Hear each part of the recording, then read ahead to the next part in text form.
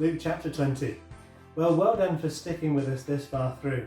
If you've read all the chapters up till now, hopefully you're starting to understand more of who the Lord Jesus is.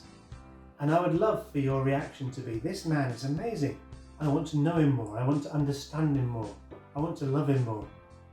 Or you may be feeling, the more I read about the Lord Jesus, the more uncomfortable I feel, the more I want to shut his voice out of my life. Well, that's exactly what the scribes and Pharisees are doing in this chapter.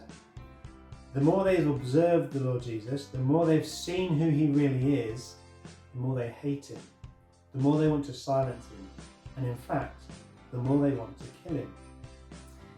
And so you see three occasions here where they come to Jesus with questions that are trying to trip him up, to expose him, to discredit him.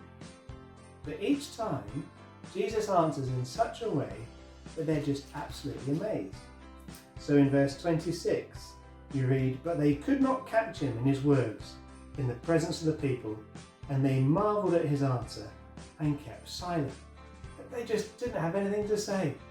They were just amazed by what he was saying. Jesus tells a parable, a story, about this man who owned a vineyard. And if you've read the chapter, you'll know how it goes. And they're rejecting the people coming to the vineyard, coming to collect the profit for the owner. And the servants abuse them and kill them and send them away empty-handed. Last of all, the owner sends his own son.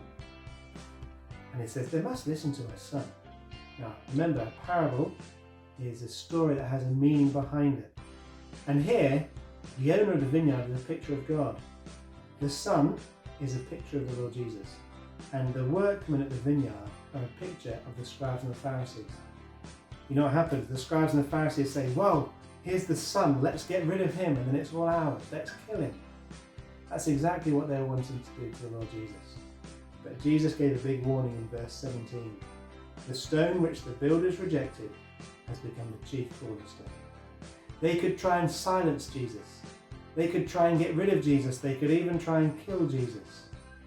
But God was going to do something amazing. And Jesus is the most central person that all of Christianity revolves around. You can go bigger than that.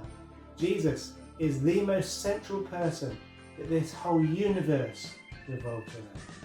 He is the key character that we need to get to know. We need to listen to him. We need to obey him.